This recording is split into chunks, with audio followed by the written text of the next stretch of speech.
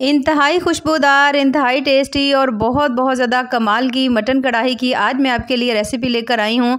अगर आप इस तरीके से रेसिपी बनाते हैं तो आप यकीन करें आपको इसका टेस्ट जायका ऐसा कमाल का लगेगा कि आपका इसे फ़ौरन से बनाने को दिल करेगा। तो चलिए जी अपनी मज़ेदार और ज़बरदस्त इस रेसिपी को बनाना शुरू करते हैं। बिस्मिल्लाहिर्रहमानिर्रहीम। अस्सलाम वालेकुम। उम्मीद है आप सब ठीक होंगे। तो इस मज़ेदार सी मटन कढ़ाई को बनाने के लिए हमने यहाँ पर ले लिया है मटन और मैंने यहाँ पर ये लिया है 1 किलो। सेम रेसिपी आप बीफ से भी बना सकते हैं, यानी कि आप इसे बड़े के गोश्त से भी बना सकते हैं। बस आपने थोड़े से जो पीसेज हैं वो थोड़े से बड़े साइज़ में कट करने हैं, जिस तरह से यहाँ पर हमने किए हुए हैं। तो यानी आप बीफ और मटन दोनों से सेम इसी तरह से इसे बना सकते हैं, बेहद लजीज बनेगी। अब सबसे पहले तो आपने इसको धो लेना है अच्छी तरह से। धोने के बाद किसी भी छन्नी में रख लीजिएगा ताकि एक्स्ट्रा पानी ब्लड जो है वो इसके अंदर से निकल जाए। और अब हम इसे बनाना स्टार्ट करते हैं। सबसे पहले तो इंतहाई खुशबूदार सा हम इसके लिए मसाला तैयार कर लेंगे। तो उसके लिए मैंने यहाँ पर ले ली है 1 अदद प्लेट और उसमें डाल दी हमने 1 चम्मच साबुत धनिया। उसके साथ ही तकरीबन 1 चम्मच हम इसमें डाल देंगे ज़ीरे का। ज़ीरा यहाँ पर हमने मिक्स लिया है, जिसमें 2 से 3 अदद काली मिर्चें और थोड़ा सा इसके अंदर जो है ना दालचीनी का भी छोटे छोटे से पीसेस हैं। अच्छा, अब इन्हें लेने के बाद अब हमने इसके अंदर जो अगली चीज़ डालनी है ना वो है इसके अंदर 2 अदद बड़ी इलायची जो है वो डाल देंगे। अगर आप चाहें तो सिर्फ और सिर्फ आप इसके बीज भी डाल सकते हैं। 2 अदद इलायची डालने के बाद 2 अदद हमने लिए थे तेज़पत्ता, इन्हें बिल्कुल बारीक सा मैंने इसे क्रश कर लिया था। उसके बाद अब अगली चीज़ जो हमने इसके अंदर डालनी है वो है तकरीबन आधा चम्मच जो है ना काली मिर्च हम इसके अंदर डाल देंगे। इन सभी चीज़ों को डालने के बाद 1 अदद बादियान का जो फूल है वो इसके अंदर हम शामिल करेंगे। बादियान का फूल शामिल करने के बाद अब हम इसके अंदर जो अगली चीज़ शामिल करेंगे वो है थोड़े से लौंग। ठीक है, 5 से 6 अदद हम लौंग इसके अंदर डाल देंगे। और इन सभी चीज़ों के बाद अब अगली चीज़ जो हम इसमें डालेंगे वो है सब्ज़ इलायची।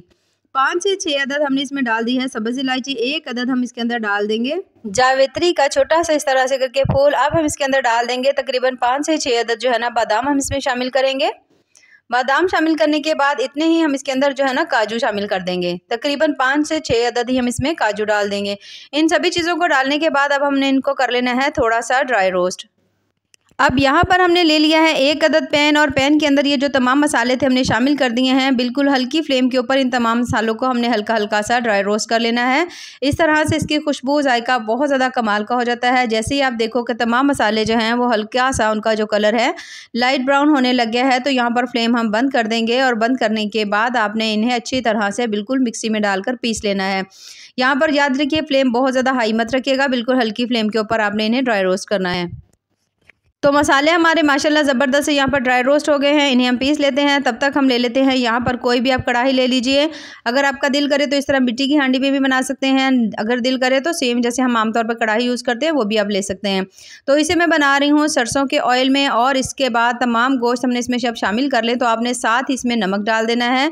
तकरीबन 1 चम्मच मैं इसके अंदर डाल रही हूँ नमक का।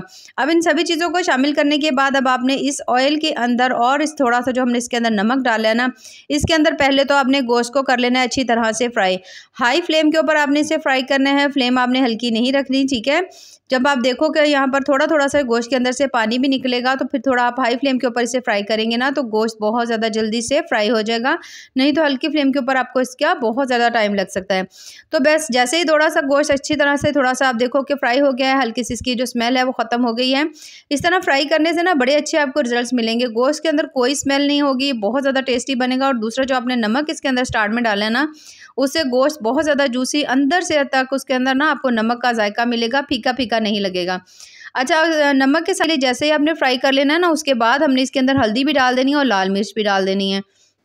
इन सभी चीज़ों को डालकर फिर से हमने कर लेना है अच्छी तरह फ्राई, जब तक कि मिर्चों का कच्चापन इसके अंदर से ख़त्म नहीं हो जाता। इस तरह से बना हुआ गोश्त बहुत ज़्यादा टेस्टी, बड़ा ही कमाल का बनता है, क्योंकि ये जितने भी हमने मसाले डाले हैं ना, इन सभी का फ्लेवर जो है ना वो इसके अंदर तक आ जाएगा। आमतौर पर हम जो मसाले डालते हैं ना वो दरमियान में डालते हैं, नमक मिर्च हल्दी, तो थोड़ा सा गोश्त का जायका ना बिल्कुल हल्का सा वो फीका लगता है। अगर आप इस तरीके से बनाएंगे ना तो आपको इसका टेस्ट बड़ा कमाल का लगेगा। अब यहाँ पर जो हमने मसाला बना करके रखा हुआ था ना, उसका मैंने 1.5 चम्मच डाला है। ठीक है, बाकी जो है ना मैंने उस मसाला जो है वो बचा लिया है, वो हम बाद में यूज़ करेंगे। ठीक है, तो अभी हमने सिर्फ और सिर्फ 1.5 चम्मच मसाला डालकर अब आपने इस मसाले के साथ भी गोश्त को अच्छी तरह भून लेना है, जब तक कि इसके अंदर से भुने हुए मसालों की अच्छी सी खुशबू नहीं आ जाती। तो सभी मसाले अच्छी तरह भूनने के बाद अब हमने इसमें डाल दिया आधा चम्मच जो है ना लहसुन का पेस्ट शामिल कर देंगे। उसके साथ ही हम 1 चम्मच भरकर शामिल कर देंगे इसके अंदर अदरक का पेस्ट। इन दोनों पेस्ट को शामिल करके फिर से हम इसको भून लेंगे। यहाँ पर जो भुनाई है आपने बस स्टार्ट में ही करनी है, एंड में आपको भूनने की ज़रूरत नहीं पड़ेगी, क्योंकि जब हम गोश्त को शुरू में ही भून लेते हैं तो उसके अंदर बहुत ज़्यादा कमाल की जो खुशबू है पैदा हो जाती है, तो बाद में आपको इसके बड़े अच्छे से रिजल्ट्स मिलते हैं। अदरक लहसुन को बहुत अच्छी तरह भून लेंगे। जैसे ही आप देखो कि इसके अंदर से भुने हुए अदरक लहसुन की खुशबू आ रही है, आपने इसे 1 से 1.5 मिनट के लिए अच्छी तरह से भून लिया है, तो फिर हमने इसके अंदर जो है ना बाकी चीज़ें ऐड करनी हैं। अब यहाँ पर माशाल्लाह बहुत ज़्यादा ज़बरदस्त हमने इसकी भुनाई कर ली है। अब शामिल करेंगे हम इसके अंदर 1 अदद प्याज, ठीक है, 1 अदद में शामिल कर रही हूँ। बड़े साइज़ की है, अगर छोटे साइज़ की हो तो आप 2 अदद प्याज भी इसमें शामिल कर सकते हैं। 2 अदद टमाटर हैं, थोड़ी सी सब्ज़ मिर्चें हैं, 4 से 5 अदद, मैंने सभी को मोटा मोटा सा काट कर इसके अंदर डाल दिया है। इन सभी को शामिल करने के बाद अब आपने प्याज और इन सभी चीज़ों को थोड़ा सा फिर से भून लेना है, जब तक ये जो प्याज है वो हल्का सॉफ्ट नहीं हो जाता, ऑयल के अंदर फ्राई नहीं हो जाता। इससे भी आपको इसका टेस्ट बहुत ज़्यादा मज़े का मिलेगा। अगर आपका दिल करे तो यहाँ पर जो प्याज है ना उसको आप बिल्कुल बारीक सा काट कर या चॉप करके भी डाल सकते हैं, लेकिन जब गोश्त हम गलाएंगे ना तो ये सभी चीज़ें वैसे ही बहुत अच्छी तरह से गल जाएंगी। अब यहाँ पर जो प्याज है उसने भी अच्छा खासा अपना पानी छोड़ दिया है, और उसके साथ टमाटर थे, उसके साथ हमने अब गोश्त को भूनना है। यहाँ पर आपने तमाम काम जो है थोड़ा मीडियम टू हाई फ्लेम के ऊपर करना है, ठीक है। फ्लेम आपने हल्की नहीं रखनी, दरमियानी सी फ्लेम हो, बहुत ज़्यादा भी हाई ना रख लीजिएगा। अच्छा, यहाँ पर अब आपने इसको इन सभी मसालों के साथ आपने इसकी कर लेनी है अच्छी तरह भुनाई। जब आप इसे 2 से 3 मिनट फिर से भून लेंगे तो फिर हम इसके अंदर डालेंगे दही, और जो दही है वो यहाँ पर मैं शामिल कर रही हूँ इसके अंदर 1 कप। 1 कप दही शामिल करने के बाद अब आपने इसको फिर से भून लेना है अच्छी तरह से कम भी आपने यहाँ पर इसकी भुनाई जो है 5 से 6 मिनट के लिए ज़रूर कर लेनी है, ताकि दही का पानी अच्छी तरह खुश्क हो जाए, तमाम फ्लेवर जो है वो गोश्त के अंदर आ जाए। अब यहाँ पर एक दफ़ा आप इसको मिक्स कर लीजिएगा। मिक्स करने के बाद आपने इसके ऊपर ढक्कन लगा देना है। ढक्कन लगाकर आपने थोड़ा मीडियम टू हाई फ्लेम के ऊपर 5 मिनट के लिए इसे छोड़ देंगे, जब तक तमाम जो मसाले हैं उनका फ्लेवर है वो गोश्त के अंदर नहीं आ जाता। और 5 से 6 मिनट के बाद आप देखोगे कि इसके अंदर जो है ना काफ़ी हद तक जो हमने इसके अंदर दही डाला था उसकी भी नमी ख़त्म हो चुकी है, ऑयल जो है वो ऊपर आ गया, जिसका मतलब है हमने इसकी अच्छी तरह भुनाई कर ली है। अब थोड़ा सा एक दफ़ा इस तरह से करके आपने इसको मिक्स कर देना है। मिक्स करने के बाद अब हमने इसको गलाना है, ठीक है, क्योंकि हमने इसको जितना भी भूनना था, जितनी भी हमने इसकी भुनाई करनी थी वो हमने इसकी अच्छी तरह से कर ली है। अब हमने इसे गलाना है, तो गलाने के लिए हम इसके अंदर डालेंगे पानी, और पानी यहाँ पर आप गोश्त के हिसाब से भी डाल सकते हैं। अगर बड़े का गोश्त बना रहे हैं तो थोड़े पानी की मिकदार ज़्यादा डाल लीजिए, अगर आप छोटे का बना रहे हैं तो फिर जो पानी है वो इसी मिकदार में डाल लीजिए। तो बस यहाँ पर अब हम इसमें शामिल करेंगे पानी। यहाँ पर आप गोश्त चेक कर सकते हैं, माशाल्लाह कितना ज़बरदस्त सा पक रहा है, मसाला ज़बरदस्त इसका जो है ना वो तैयार हो चुका है। अब यहाँ पर जो पानी है ना तकरीबन 2 से 2.5 गिलास में पानी डाल रही हूँ, ठीक है।